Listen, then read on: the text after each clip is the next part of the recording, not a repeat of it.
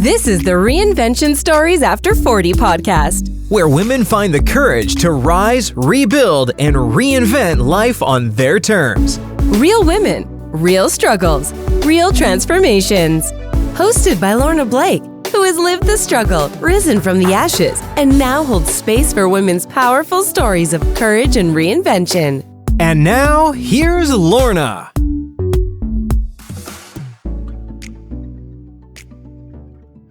Greetings and welcome to the show. This is a space where we honor the chapters that changed us, the losses that shaped us, and the courage that it takes to begin again. Today's show is an especially meaningful one as I'm going to be speaking with my very dear friend, Sara Im. She is my special guest today. And I will share with you that when I met Sara 11 years ago when I first arrived in Florida. And being new to Florida, Sara was the friend that opened doors for me that I would not have been able to step into. And as a result of my connection with Sara, I was able to speak on some stages that I wouldn't have been able to speak on, collaborate, meet new clients. The list goes on. It's as a result of collaborating with Sara that I even co-hosted some women's retreats with her in Florida. And I will tell you, I have worked with many different people around the world. And she, by far, is one of the most dynamic, energetic human beings on the planet. Not to mention her generosity. She's so incredibly giving and so reliable and dependable. I am honored to call her friend. Now, I will tell you that when I met Sara, I had no idea that Sara had survived the killing fields of Cambodia, in which between 1.5 to 2 million people lost their lives in Cambodia between 1975 to 1979 under the Pol Pot regime. And Sara's story is one of incredible resilience, courage, faith, forgiveness, and discovering one's purpose later in life. Now, I do want to caution you, listeners and viewers, that there may be portions of our conversation that are especially emotionally triggering or heavy. And so I want to caution you to take care of yourself. But I also want to, before I bring her on, I want to share a little bit more about her so you get to know her a little more.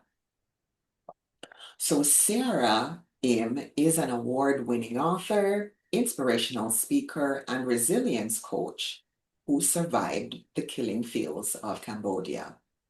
She shares her powerful story of endurance and faith while helping others build resilience, overcome challenges, and embrace wellness.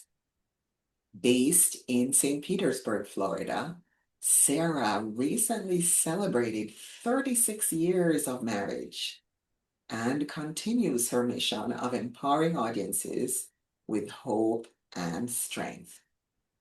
Without further ado, please help me welcome Sara Im to the Reinvention Stories After 40 podcast. Sara, thank you for making time in your busy schedule to be here today to honor us with your presence and your powerful story. So glad we can do this, Sara. Yes, me too. Thank you so much for thinking of me, Lorna. Oh, it's my pleasure, Sara. So you're such a gift to me and to the world. I'm so happy to share you with everybody here on this platform. So I want to jump in and talk about before the killing field. So, Sara, tell me, who were you before your world was turned upside down in Cambodia? Before my world turned upside down from we call it a Holocaust of Cambodia. Yes. Uh, yeah, I was a college student. Mm, And for my family, I am the oldest, the oldest children mm, for my mom. And my devotion to my family is I remember a lot about being so close to my family, especially my mom. Um, my mom was everything to me, and she became very sick around about 5 years before everything happened. mm, So I served my mom as a caregiver for over 4 years, and we built such a strong bond, mm, strong relationship between mother and daughter. So I believe that was the starting to set myself up for something better because of that strong bond, strong, mhm, strong love we have for one another. mhm. So when everything happened, all I thought about was, oh, my mom. I wish I was there with her to take Don't care go of into her. it yet. Yeah, Don't go yeah. into it yet. But what you're sharing is that you were the daughter who received a lot of attention and love and affection from your family. Hmm. And were you a college student at the time, Sarah, when this occurred? Were you in Well, college already? yes. No, no. When my mom got very sick, I was not in college. I was in high school. Oh, you were in high school. Okay. Yeah, So yeah, your life revolved around your family at yeah, that time. Okay. yeah. Got it. Got it. So what what did you have any inkling of what was coming? So there you were in high school, things were going well at home, you were doing the best you could to help your mom heal. Did you have any idea of what was coming politically? Did you see anything that suggested that things were about to shift in Cambodia? No, not at all. Not at all. We know that there are a lot of change in the government, change in politics. We but we never expect that thing to change this much. Mm. So just before it got changed, I went to college. So I left my family. Yeah, Oh. yeah, So, yeah, so what happened was after you took care of your mom, you then went off to college 5 years later. right, And right. it was during your college, was that your first year in college, your second year in college, when this shift occurred? What My first year in college. first year in college? So let's say you were about 20 or not quite 20 Mhm. when this Yeah, happened. I was 21 because Tw- I start school late. so at 21, your world got turned upside down. Yeah, Do you remember the moment when you realized that life would never be the same? I remember. I remember so clearly that, everything changed just beyond beyond the word that I can express. It changed drastically. That is when they destroyed our country. I would never expect that everything would be the same again. Huh. So, what I'm hearing you say is you started to see the destruction happening in your country Yeah. in that same time frame that your world was going to be turned upside down. You started to see destruction Yeah. of the country. Yes. Mm. I really honor you sharing this, and I can't begin to imagine the horrors that you went through. And I know it takes a lot of strength that you not only survived this, but that you came out of it. Is there anything else that you want to share with us about what occurred then? During the hardest moments, Sarah, during the labor camp, the illness, the separation from your family, what what can you share about what you were experiencing and as you got into the camp? You noticed what? Was there anything that you noticed? When I got into the camp, I realized that these people are abusing us. They abuse the people and they separate people from families. So like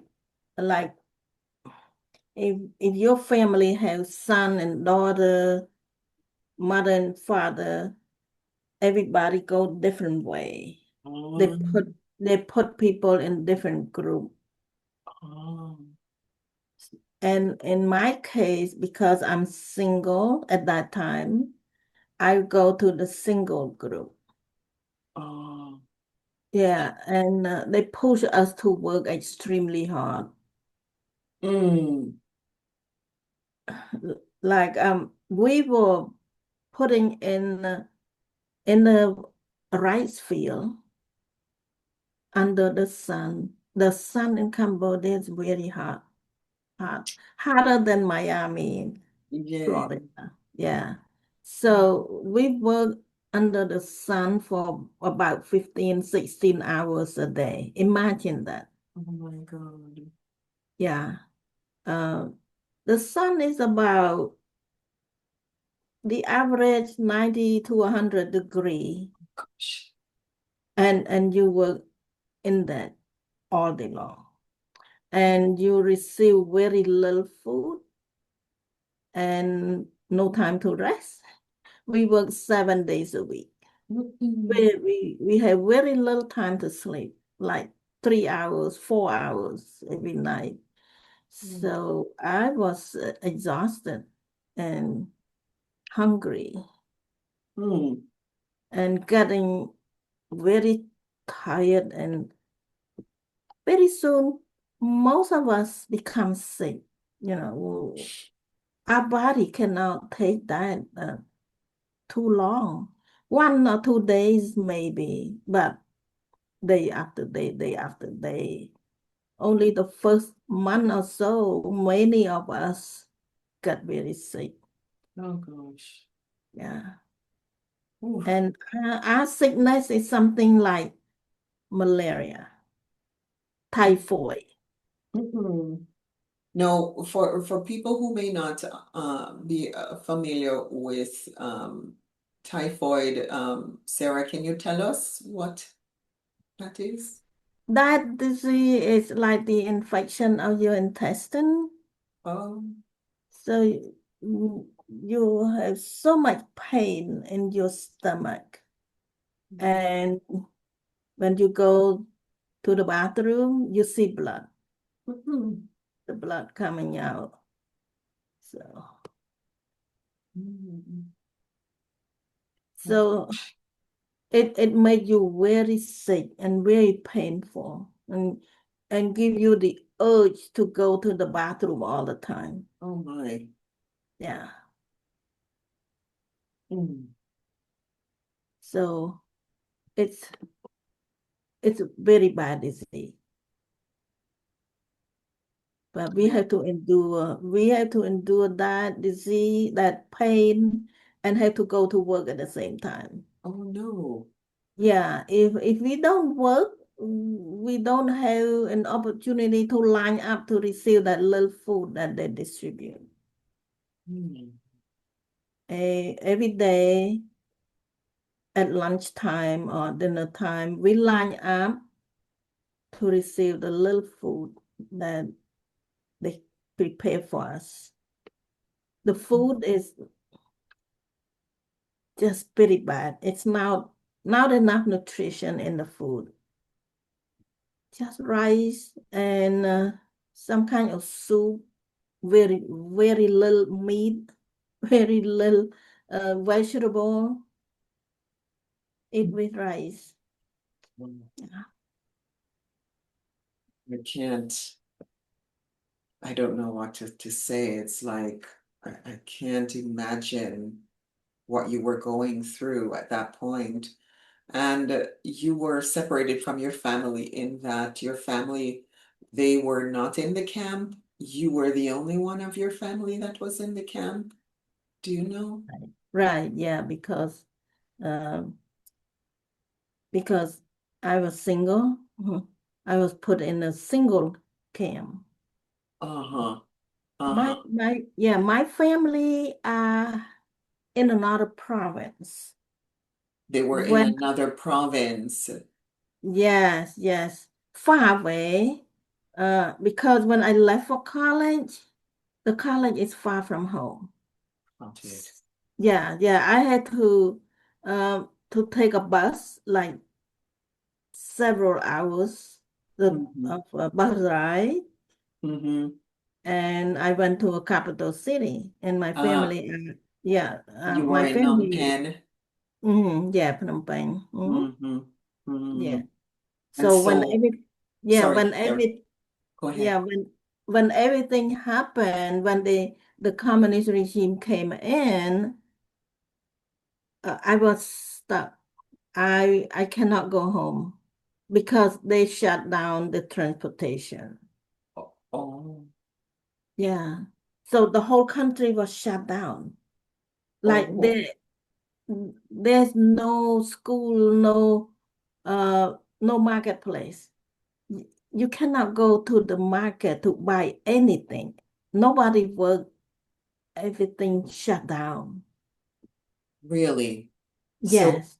sorry. So, just to kind of take us into, so this was prior to you being taken into the labor camp. You were you were at college in Phnom Penh, but now the government shut everything down, shut down transportation, and you couldn't go back home. So that's how you got into the camp. So they rounded you up from college. How did you manage to get, how were you, how did you manage to get taken into the camp? Well, yeah, I think we missed once. I missed one step. Oh, When they took over, yeah. they came in, they took over the whole country, and in the city it's the same. They drove the the military truck and the marching of the soldier, and they immediately shut down the country, and finally they evacuate. They evacuate. So they push people out of the house. Nobody can stay in the city. In the city. In the So city. it was a very sudden thing. Mm-hmm. Yes. Within a couple of days, within the first couple of days. Wow. Yeah, yeah. So they they they use the microphone and shout out, move out. And then eventually they will go after the people get out, and they go door to door to find out if anybody hide in the house. They Uh, will point the gun and they want you to go out. Get out, get out, oh, get out.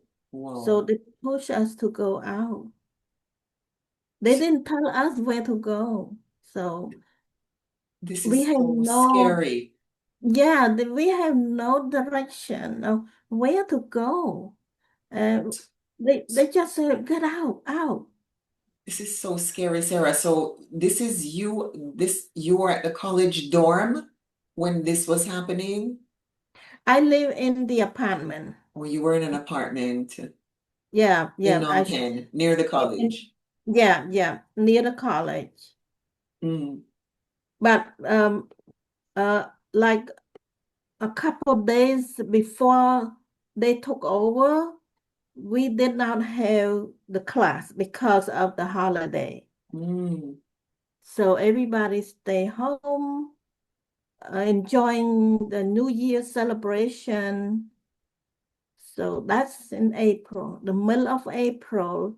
Cambodia have New Year.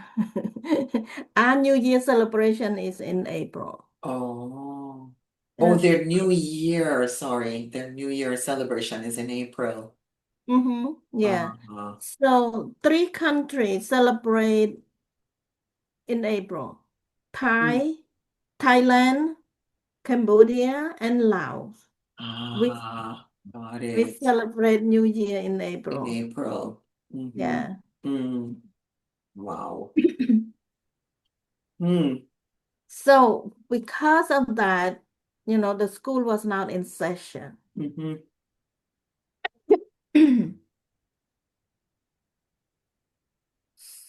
So that's why they push people to get out from the city, and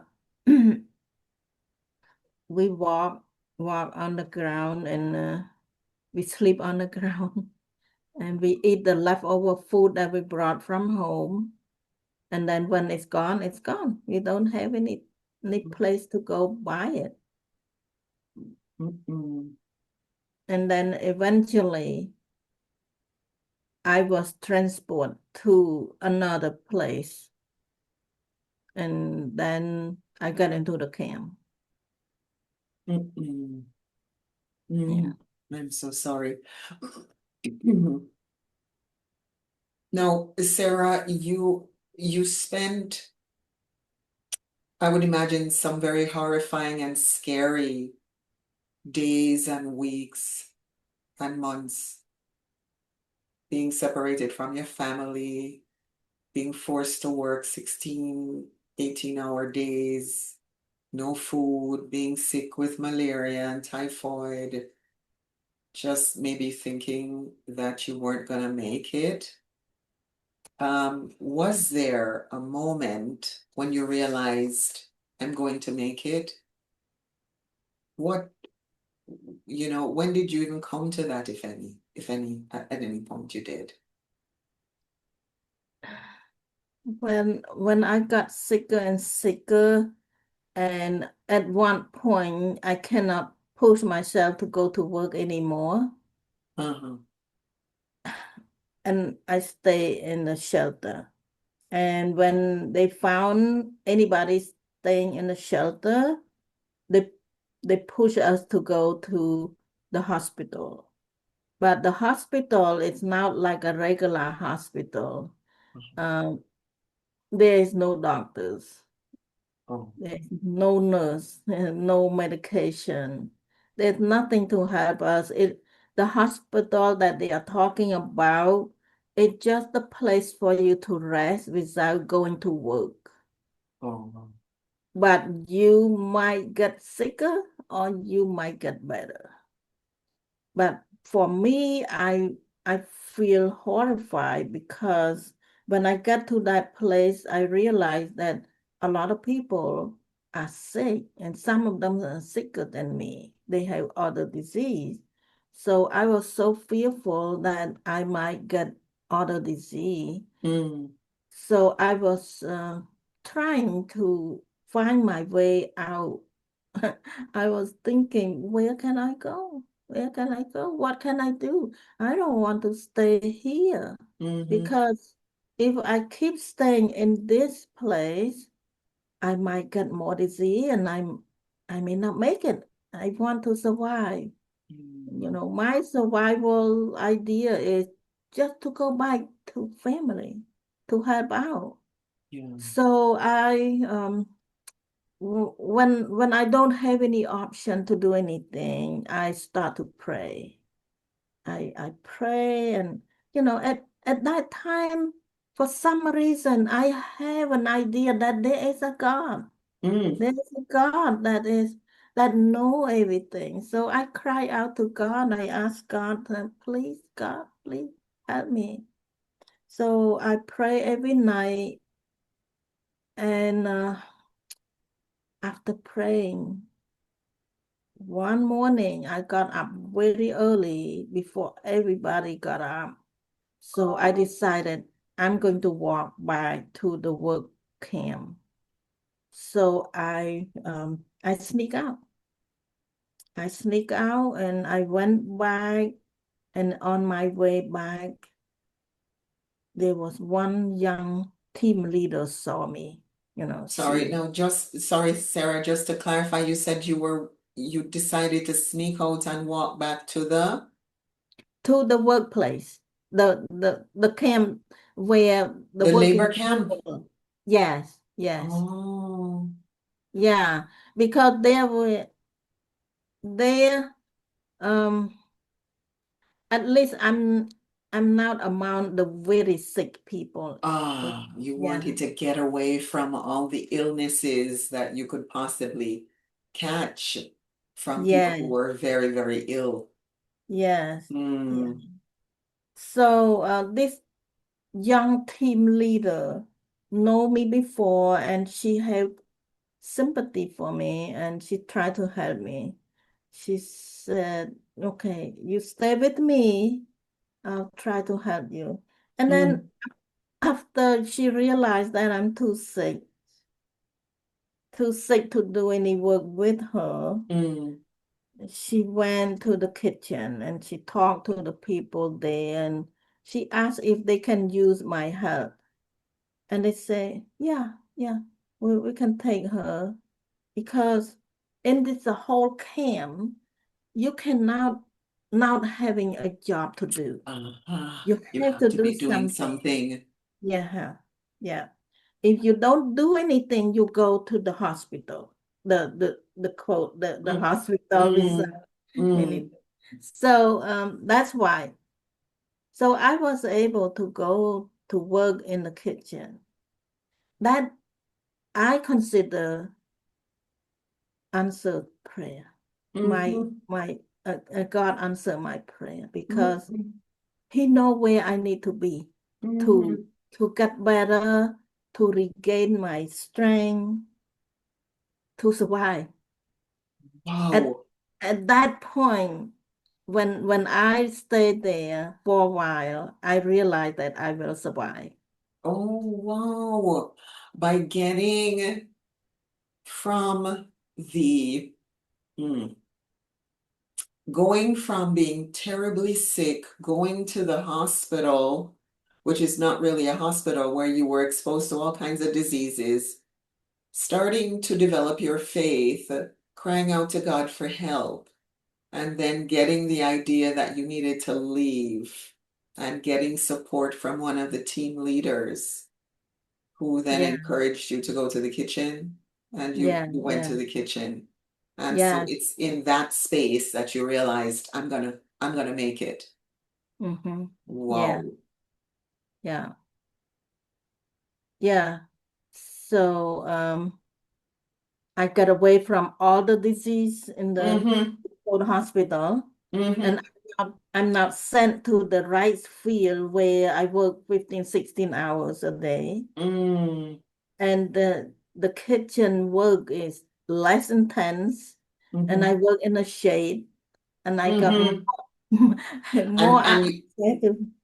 you were also in the place where the food is prepared, so you had access, more likely more access to food than you would if you were just working in the field.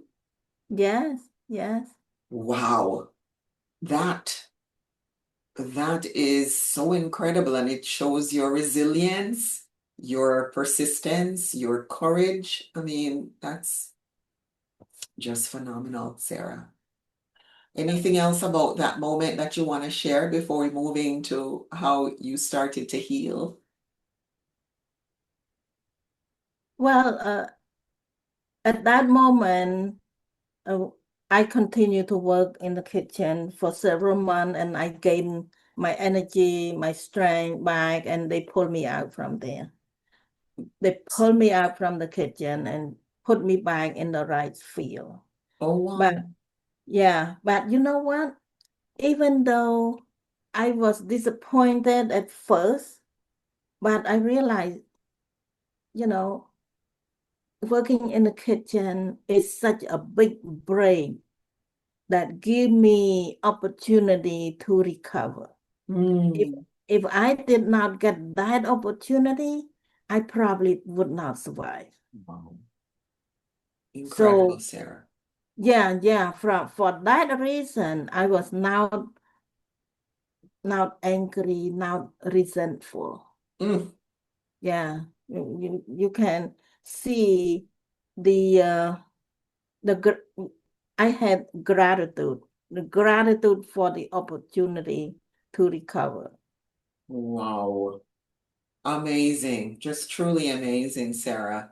So you shared there that you received kindness, um, even in the meeting the team leader who helped you to get into the kitchen and so on.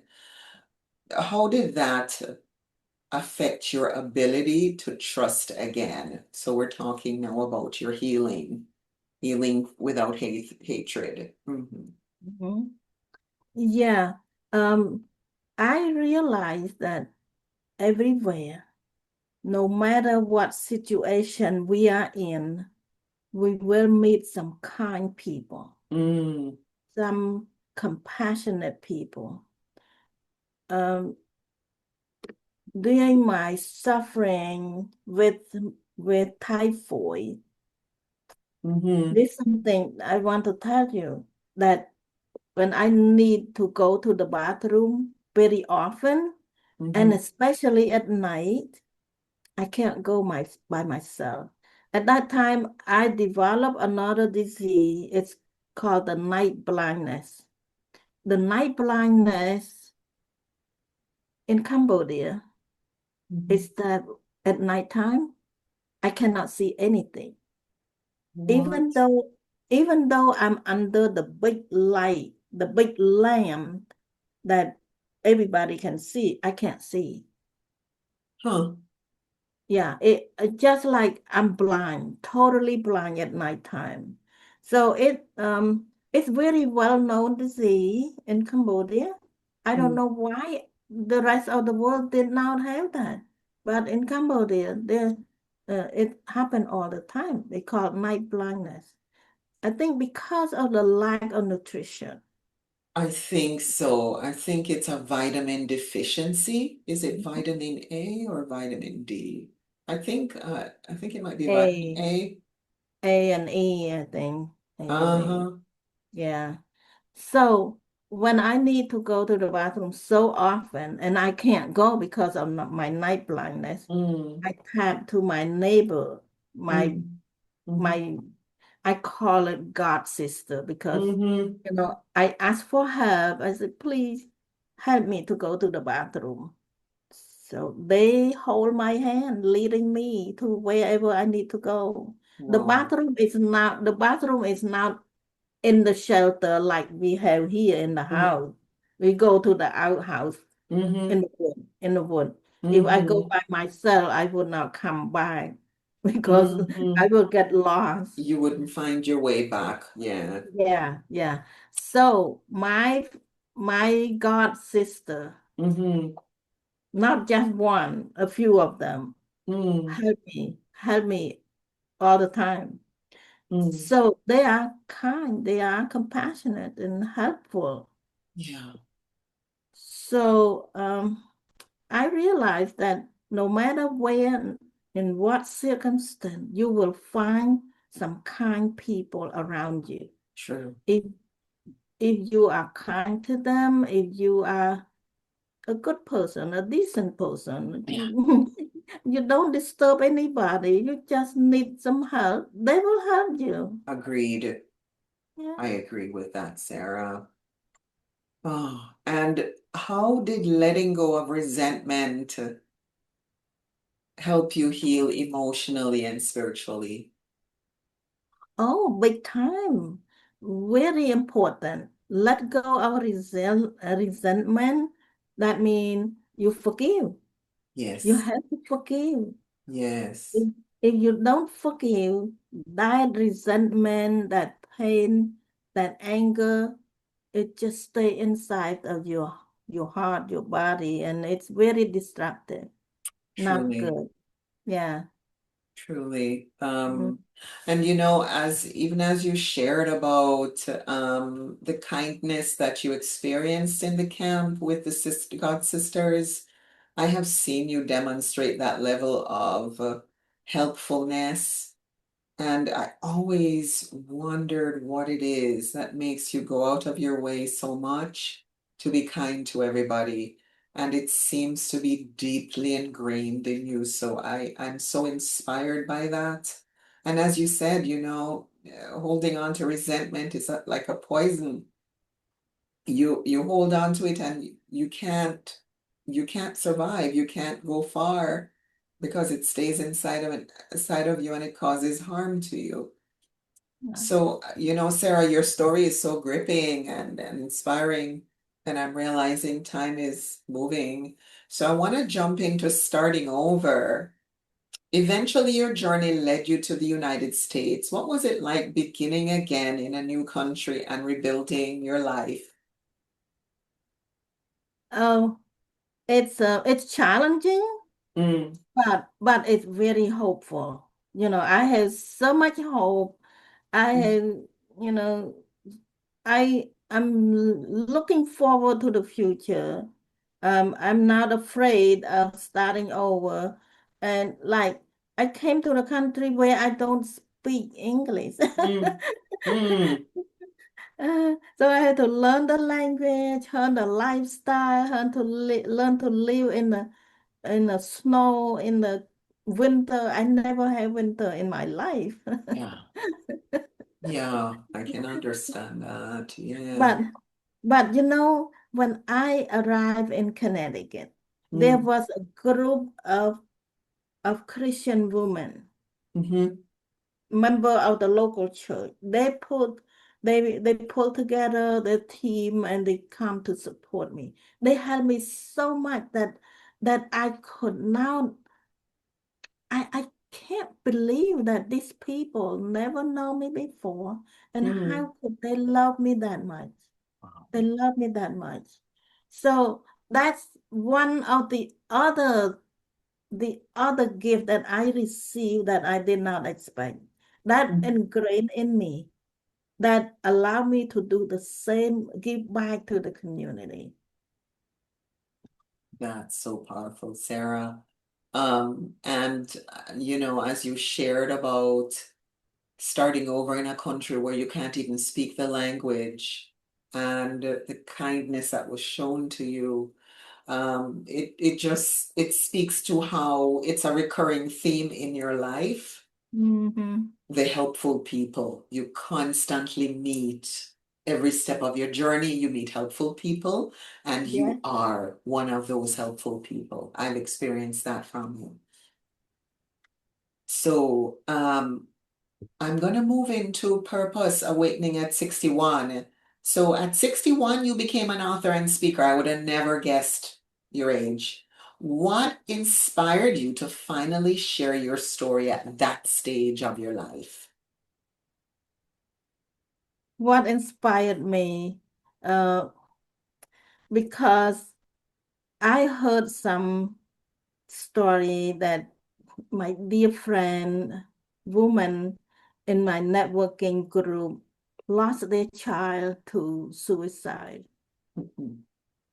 When I realized that somebody take their own life, I thought about, wow, this kid if they just know my story, it might change their life. They might change their mind about taking their own life.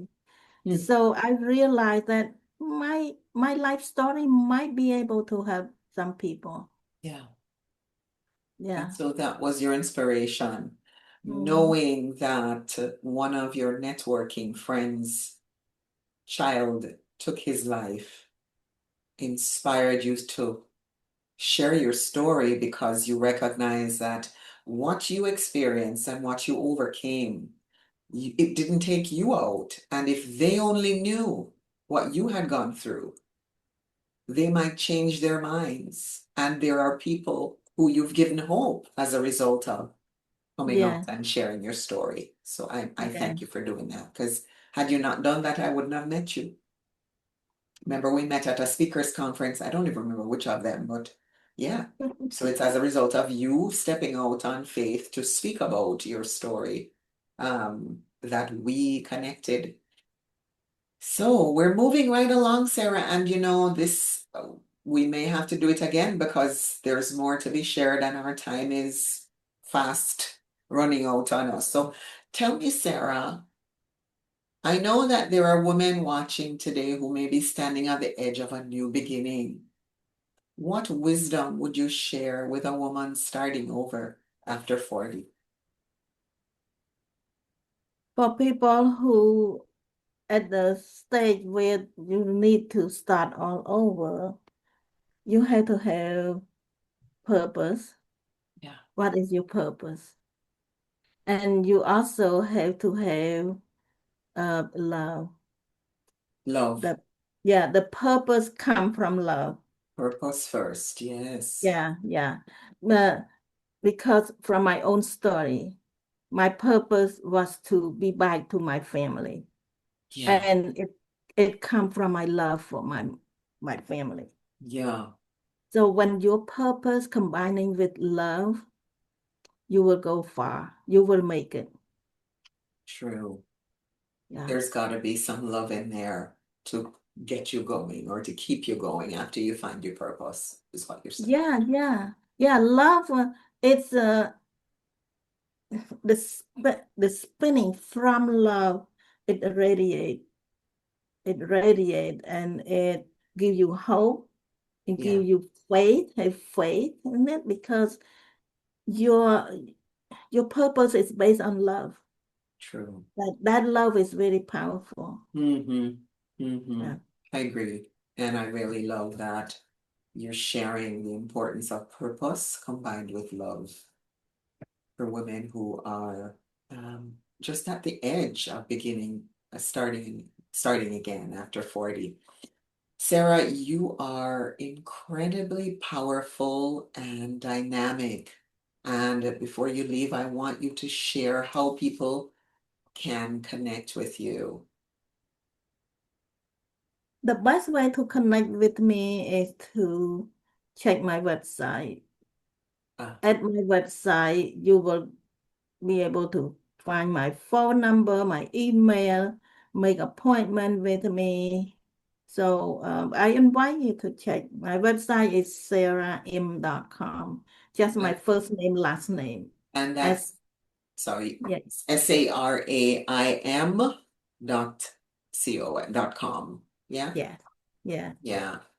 Yeah. And so listeners and viewers, as you can tell, she is incredibly dynamic and powerful and inspires hope and courage and perseverance and resilience.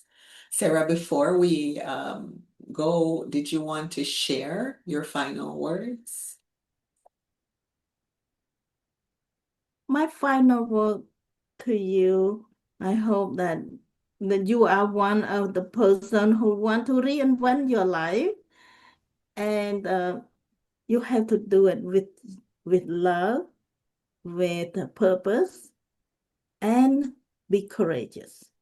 Mm, So uh, be courageous because courage will take you far. mm, Without courage, you just think in your head, not moving that far. mm. You have to have that courage, that can take you wherever you need to go. So be courageous. Great encouragement, Sara. Thank you so much. And I just want to thank you again for taking time this morning in your time zone to, to grace us with your presence and your powerful story. Thank you for surviving the Holocaust of Cambodia, for thriving, for choosing forgiveness, for choosing to tell your story, for choosing love, and for being a model of what is possible when we choose love over hate. And thanks again for trusting me with your story and the audience with your powerful voice. I'm so honored that you did this. Thank you. Really appreciate you. Thank you for having me, Lorna. I appreciate you. I love you. Oh, So, me too, Sara. You know I love you so much. Thank you. All right, everybody. Thank you for watching. Thank you for joining us. You're from listening to Sara, your story matters. Your purpose matters. And you can change somebody's life. Your next chapter is waiting for you. And so I invite you to choose love over hate, choose courage over fear, and choose resilience in times when it feels like you're never going to make it. Remember Sara's story. Thank you again for joining us, and we'll see you on the next one. Bye-bye for now.